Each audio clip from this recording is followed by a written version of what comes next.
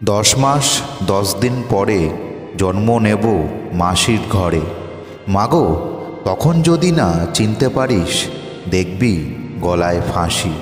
একবার বিদায় দে মা, ঘুরে আসি। এই লাইনগুলি শুনলেই যার কথা ভেবে আমাদের গায়ের লোম দাঁড়িয়ে যায়, তিনি হলেন ভারতের কনিষ্ঠতম বিপ্লবী শহীদ ক্ষুদিরাম বসু। ক্ষুদিরামই ছিলেন ভারতের সর্বকনিষ্ঠ বাঙালি বিপ্লবী, যাকে ব্রিটিশরা ফাঁসি দিয়েছিল। তাকে বিদায় জানাতে শ্রী পীতাম্বর দাস এই হৃদয় ছুঁয়ে যাওয়া গানটিকে লিখেছিলেন। ক্ষুদিরাম বসু ছিলেন ভারত মায়ের 20 সন্তানদের মধ্যে একজন, তাতে কারোরই কোনো সন্দেহ নেই। কিন্তু তিনি তার জীবনে এমন 4টি চরম ভুল করে ফেলেছিলেন যে তার মূল্য ক্ষুদিরামকে নিজের জীবন দিয়ে মেটাতে হয়েছিল। তিনি হাসি মুখে পরাধীন ভারত মাকে স্বাধীন করার উদ্দেশ্যে নিজের জীবন উৎসর্গ করেছিলেন। তাই আপনাদের কাছে একটাই অনুরোধ থাকবে যে ক্ষুদিরাম বসু সম্পর্কিত আজকের এই ভিডিওটিকে শেষ পর্যন্ত দেখবেন। তো চলুন শুরু করা যাক।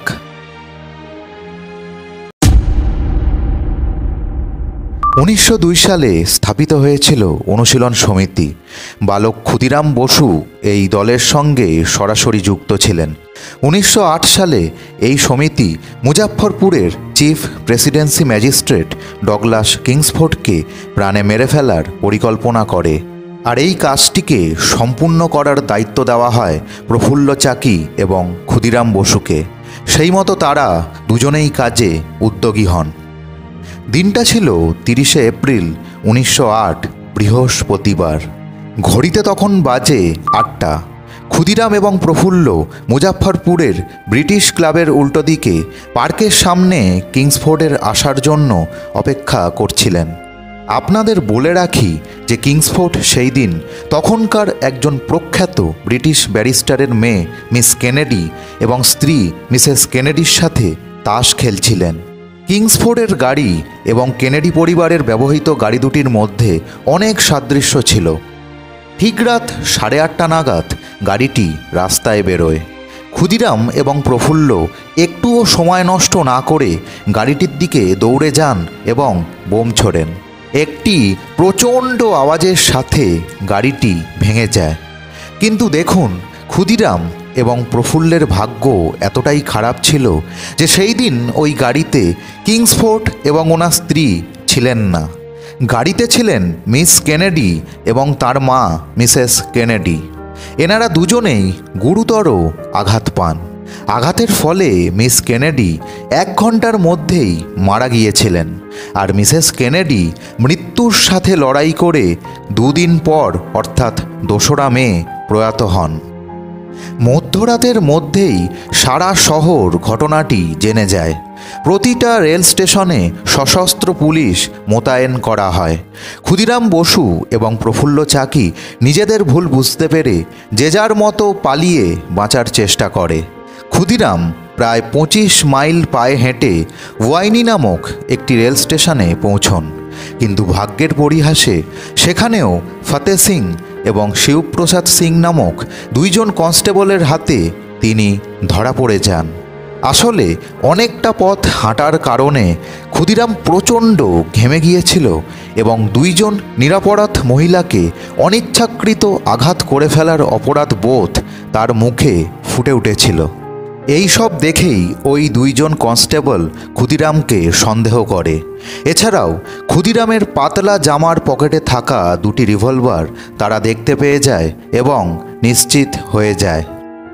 নিজের সমস্ত শক্তি দিয়ে লড়াই করা সত্ত্বেও একজন কনস্টেবল বালক ক্ষুদিরামকে পিছন থেকে খুবই শক্ত করে ধরে ফেলে। হালকা চেহারার ক্ষুদিরাম নিজেকে সুরক্ষা দিতে সেই দিন ব্যর্থ হন। অন্যদিকে প্রফুল্ল চাকিকে ত্রিগুণাচরণ ঘোষ নামক এক দেশপ্রেমিক কলকাতায় ফেরার ব্যবস্থা করে দেন। কিন্তু মোকামাঘাট স্টেশনে পুলিশ প্রফুল্লকে আটক করার চেষ্টা করে। সর্বশক্তি দিয়ে প্রফুল্ল ব্রিটিশ পুলিশদের সাথে লড়াই করতে থাকে। কিন্তু তিনি যখন দেখেন যে তাঁর রিভলভারে আর একটি মাত্র গুলি অবশিষ্ট রয়েছে, তখন প্রফুল্ল সেই একটি মাত্র গুলি দিয়ে নিজেকে শেষ করে দেন। তবুও ধরা দেননি। বোমা ছুড়ে দুইজন মহিলাকে প্রাণে মেরে ফেলার অপরাধে ক্ষুদিরামের ফাঁসির আদেশ দেন বিচারপতি মিস্টার কর্নডফ।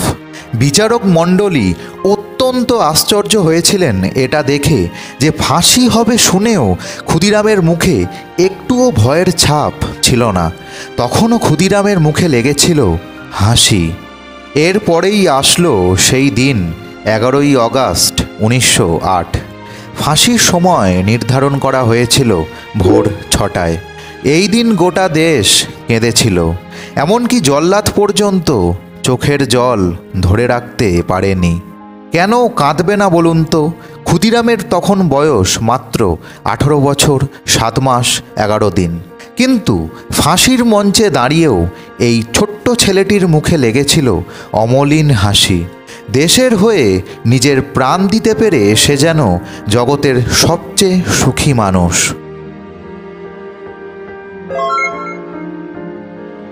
এবার জেনে নিই যে সেই 4টি ভুল কী ছিল, যেগুলির জন্য হয়তো ভারতবাসী ক্ষুদিরাম বসুকে অনেকটা তাড়াতাড়ি হারিয়ে ফেলেছিল। ভুলগুলি না করলেই হয়তো ভালো হতো। অনুশীলন সমিতির ইনস্ট্রাকশন ছিল প্রফুল্ল এবং ক্ষুদিরাম কিংসফোর্ট হত্যা মিশনের সময় যেন ছদ্মবেশে থাকেন। মিশন শেষ হয়ে গেলে তারা যেন তাদের নিজস্ব বাঙালি পোশাকে ফিরে আসেন। যতদূর জানতে পারা যায় তারা সেই নির্দেশ পালন করেননি। যদি তারা ছদ্মবেশে থাকতেন তবে ক্ষুদিরাম এবং প্রফুল্লই যে ওই কাজটা করেছেন সেটা শনাক্ত করা ব্রিটিশ পুলিশের ক্ষেত্রে খুব একটা সহজ কাজ হতো না। যেহেতু ক্ষুদিরাম বয়সে অনেকটা ছোট ছিল, তাই ক্ষুদিরামের হাতে রিভলভার আগে থেকে দেওয়া হয়নি। কিংসফোর্ট মিশনের জন্য ক্ষুদিরাম এবং প্রফুল্লের হাতে একটি করে রিভলভার দেওয়া হয়েছিল। কিন্তু ক্ষুদিরাম লুকিয়ে অস্ত্রাগার থেকে আরও একটি রিভলভার নিয়েছিলেন। মিশন সম্পূর্ণ হওয়ার পর বন্দুকগুলিকে ফেলে দেওয়ার নির্দেশ দেওয়া হয়েছিল, কিন্তু তারা সেই নির্দেশনা মানেননি। পরের দিন যখন দুইজন কনস্টেবলের ক্ষুদিরামকে দেখে সন্দেহ হয়, তখন ক্ষুদিরামের পাতলা জামার পকেটে থাকা 2টি রিভলভারকে দেখে তারা এক প্রকার নিশ্চিত হয়ে যায় যে দুইজন বিপ্লবীর মধ্যে ক্ষুদিরামই হলেন একজন যারা কিংসফোর্ট সাথে যুক্ত। তৃতীয় ভুলটি হলো, আগে থেকেই ক্ষুদিরামকে শিখিয়ে রাখা হয়েছিল যদি তারা ধরা পড়ে তবে উকিলের সাথে পরামর্শ না করে যেন মুখ না খোলে। কিন্তু ক্ষুদিরাম কোনো পরামর্শ ছাড়াই জবানবন্দি দেন এবং নিজের দোষ স্বীকার করে নেন। তবে নিজের এবং প্রফুল্লের নাম ছাড়া ম্যাজিস্ট্রেট ক্ষুদিরামের মুখ থেকে আর অন্য কিছু বের করতে পারেননি। সব দোষ নিজেদের ঘাড়ে নিয়েছিলেন। এর থেকে বোঝা যায় যে ক্ষুদিরাম ভারত মাকে কতটা ভালোবাসতেন। সর্বশেষ ভুলটি ছিল কিংসফোর্ট ভেবে অন্য 2টি নিরপরাধ প্রাণকে কেড়ে নেওয়া। অনিচ্ছাকৃত হলেও এই চরম ভুলটা ঘটিয়ে ফেলেছিলেন ক্ষুদিরাম বসু এবং প্রফুল্ল, আর এই ভুলেরই সুযোগ নিয়েছিল ব্রিটিশ সরকার। দুজন বীর সন্তানকে হারিয়ে ভারত মায়ের হৃদয়েও কেঁদেছিল। ভিডিওটা কেমন লাগলো কমেন্টে জানাবেন। বীর সন্তান শহীদ ক্ষুদিরাম বসুকে শ্রদ্ধা জানাতে এটিকে লাইক অবশ্যই করবেন। চ্যানেলটিকে সাবস্ক্রাইব করে পাশে থাকবেন।